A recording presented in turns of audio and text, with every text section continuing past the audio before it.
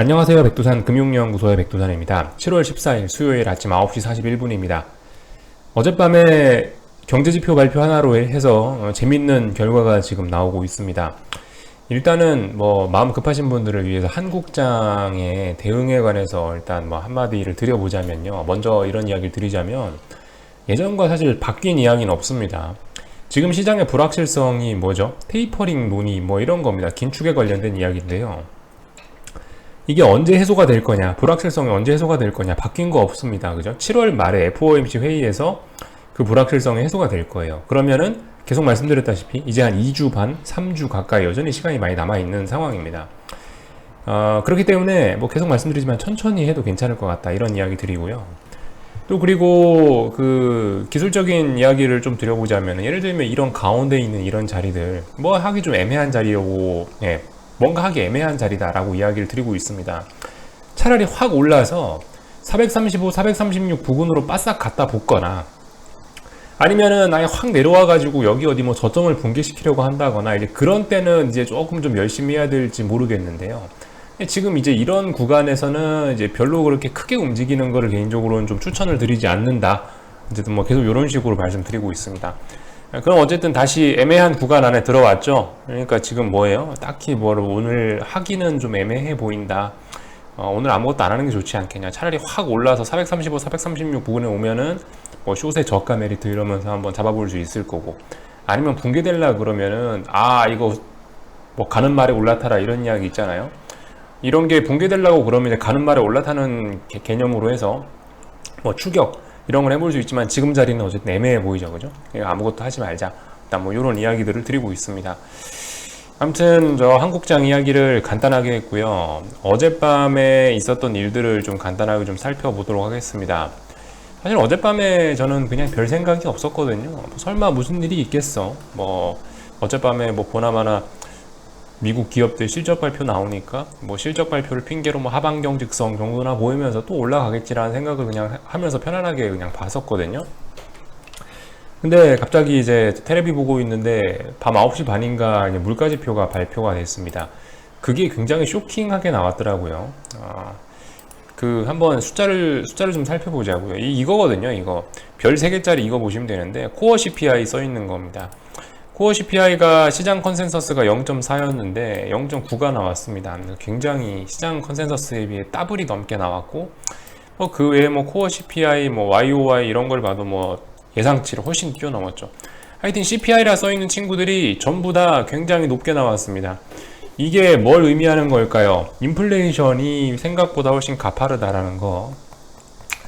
약간 사족을 붙이는 이야기긴 한데, 솔직히 돈을 그렇게 많이 풀었는데 어떻게 인플레이션이 그게 일시적일 수가 있겠느냐라는 생각이 좀 듭니다. 그죠?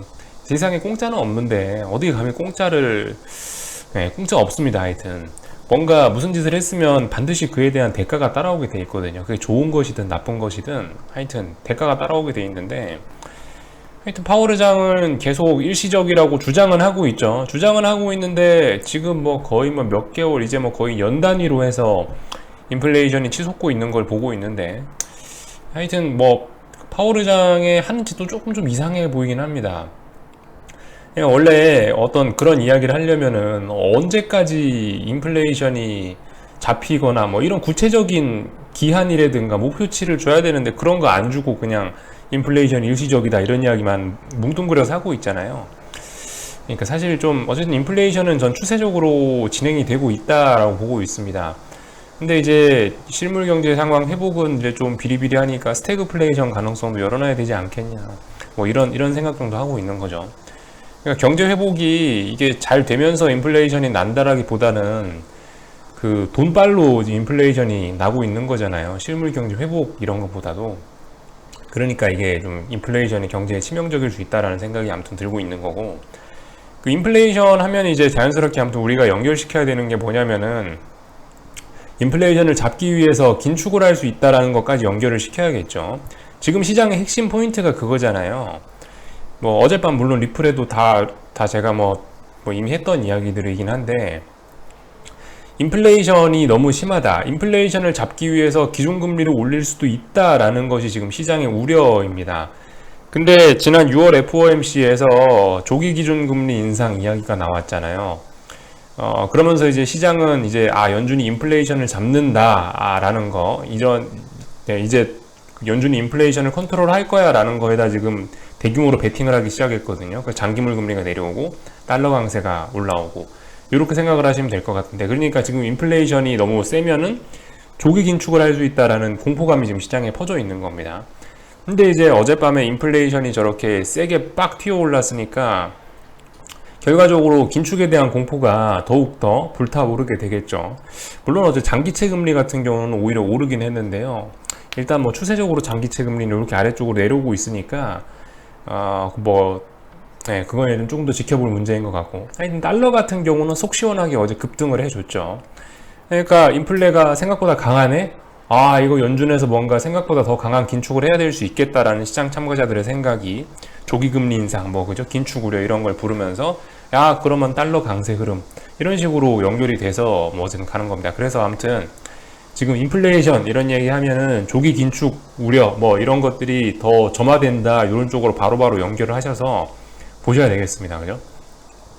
예전 같으면 무시할 수 있는데 지금 같은 경우는 아무튼 조기 긴축 우려라는 것들이 달러 강세라는 결과를 나왔고, 달러 강세라는 결과가 결과적으로 신흥국 주식시장과 미국 주식시장의 디커플링을 만들어내고 있으니까 아무튼 우리나라 같은 코스피 이런 데는 굉장히 안 좋은 결과를 나올 수 있겠죠.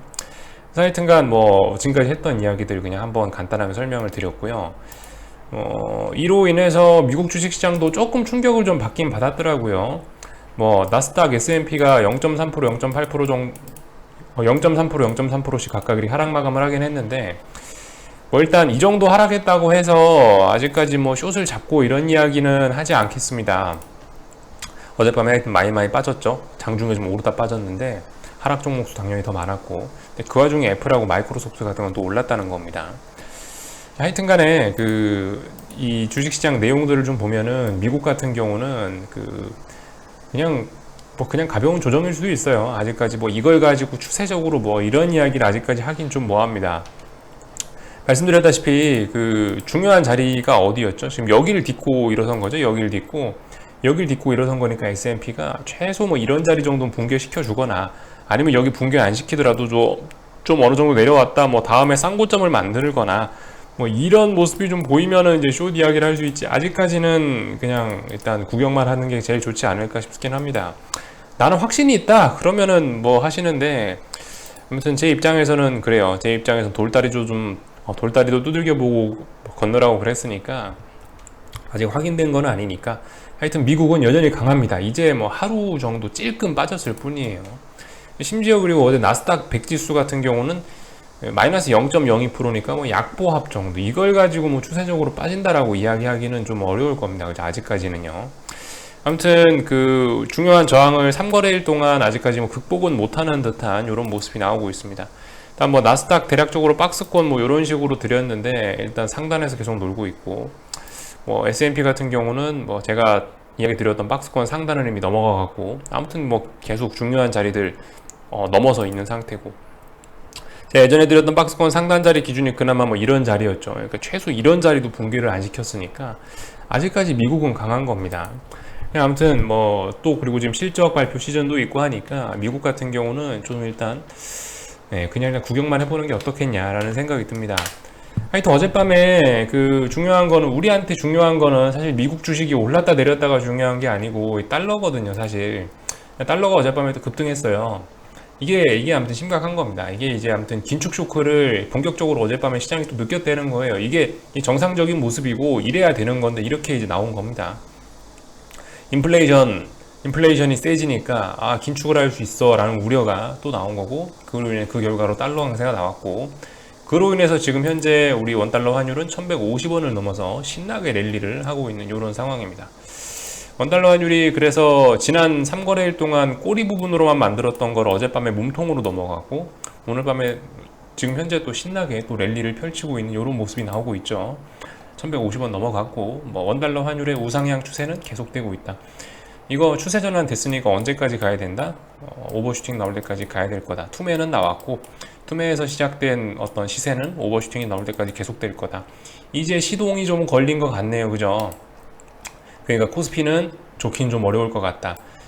이런 분위기에도 불구하고 지금 코스피는 안 빠지려고 막 그 똥배짱을 부리고 있으니까 우리는 이런 그 기회를 이용해서 아무튼 숏을 매집해 보는 게 좋지 않겠냐 이런 이야기를 드리고 있고, 아무튼 뭐 당장은 아니다라는 이야기 뭐 계속 드리고 있습니다. 올라오면 아무튼, 그리고 그 지금 같은 경우는 아무튼 그냥 뭐 구경만 하는 게 일단 제일 좋아 보이긴 합니다. 그죠? 여기서 또 양봉으로 2연속 양봉으로 또 뭐 달고 올라오면은 뭐 어떤 그 뭐라고 해야 되지? 또 어떤 그 매물을 소화하면서 올라온다 뭐 이런 의미가 또 생겨버릴 수도 있기 때문에, 일단은 어쨌든 오늘 코스피 모습 같은 경우는 그 어떤 미국의 인플레이션 쇼크로 인해서 지금 여기 갭 상승했었잖아요. 어제 7월 13일 날 갭 상승했어요. 일단 이 갭을 메운 정도의 의미밖에 안 나올 수도 있습니다. 이 정도로 작게 해석하는 게 좋을 수도 있어요. 보시다시피 일단 아직까지는, 그죠? 아직까지는 아무것도 안 하는 게 좋을 것 같고, 최소 435, 436 근처에 오면은 그러면 이제 숏도 가격적 메리트가 좀 있는 거니까 뭐 그런 때 오면은 뭘 좀 해보는 게 좋지 않겠냐, 뭐 이 정도 생각이고요. 아무튼 뭐 계속 말씀드리지만 오늘은 딱히 뭐 아무것도 안 하는 게 제 생각에는 가만히 구경만 하는 게 좋지 않을까라는 생각을 하고 있습니다. 이 정도를 일단 살펴봤고요. 그죠? 뭐 특별히 뉴스 나온 거 없죠. 그죠? 어젯밤 CPI가 워낙 충격적이었어 갖고 뭐 다른 뉴스 같은 건 없고, 하여튼 기업들 실적 발표는 나오고 있습니다. 뭐 골드만삭스 뭐 어쩌고저쩌고 나오고 있고, JP모건 나오고 있는데 대부분 뭐 매출하고 순이익은 뭐 나쁘지 않다라고 하고 있네요. 뭐 이 정도 모습들 나오고 있고, 하여튼 그렇습니다. 지금 실적 발표 시즌이고 해서 얘가 과연 신나게 주식시장이 막 빠지고 그럴 것 같지는 않다라는 생각이 좀 개인적으로 좀 들긴 들거든요. 또 그리고 이번 주에 만기주이기도 하고, 미국 금요일 날 옵션 만기주잖아요. 그러니까 지금 이번 주 주식시장이 어떻게 움직이냐에 따라 옵션의 이익이 크게 바뀔 텐데, 미국 주식시장 이야기인데요. 아무튼 그 다양한 이유들로 인해서 옵션 만기도 있고, 또 미국 기업들 실적 발표도 나오고 있으니까 이런 상황에서 막 급락을 시킬 것 같다라는 생각은 들지 않긴 합니다. 사실 뭐 급락의 준비도 잘 안 돼 있을 뿐더러 또 하반 경기 밑에 있던 그때 지지선들이 좀 굵은 게 좀 있어가지고, 중요한 지지선들이 지금 밑에 많이 깔려 있는 상태라 가지고 많이 빠져봐야 아마 그 자리에서 반등하는 뭐 그런 흐름이 나타나지 않을까라고 일단 개인적으로 일단 그렇게 보고는 있습니다. 그래서 하여튼 뭐 이런 이야기 정도 드렸고, 하여튼 그 천천히 하면 될 것 같아요. 이 불확실성은 7월 말에나 해소가 될 거니까 아무튼 그 전까지 시간은 좀 많을 것 같고, 아무튼 반등시 매도 전략이라고 했으니까 이 반등이 본격적으로 좀 강하게 올라오면 그런 자리에서 이제 뭐 숏을 어떻게 해보는 거지, 아무튼 굳이 하락하고 있는 날에 우리가 뭐 숏을 하는 입장에서 막 뭘 따라가거나 이렇게 하는 거는, 그거는 이제 굳이 뭐 바람직해 보이지는 않습니다. 일단 뭐 제 생각은 일단 그래요. 그래서 일단 이런 식으로 일단 보고 있고요. 오늘 어떻게 될지 모르겠습니다. 일단 지켜봐야죠. 다만 이제 환율이 자꾸 치고 올라오니까 주식시장의 호시절은 끝났다라고 보는 게 일단 좋긴 좋을 것 같아요. 본격적으로 이제 아예 뭐 방향성을 위쪽으로 돌려놨으니까 따라가겠죠. 따라가야 정상일 겁니다. 안 따라가면 사기라고 이야기를 할게요. 안 따라가면 사기입니다. 이거 주식시장 이거 하여튼 디커플링 나오긴 나와야 되죠. 지금은 주식하고 지금 원달러 환율이 같이 올라가려 그러는데 말이 안 되는 거거든요. 달러 강세와 원달러 환율은 얘가 진짜인 것 같으니까 주식시장이 빨리 꼬리를 내리고 내려와야지 그게 아마 맞는 모습일 겁니다. 하여튼 뭐 더 길게 이야기는 하지 않겠습니다. 긴축 쇼크가 하여튼 다시 나왔네요. 이에 관해서 과연 파월 의장이 또 뭐라고 또 해명을 할지 하여튼 좀 궁금해집니다. 여기까지 하고 마치겠습니다. 궁금한 거 리플 남겨주시고요. 또 저녁에 또 뵙도록 하겠습니다.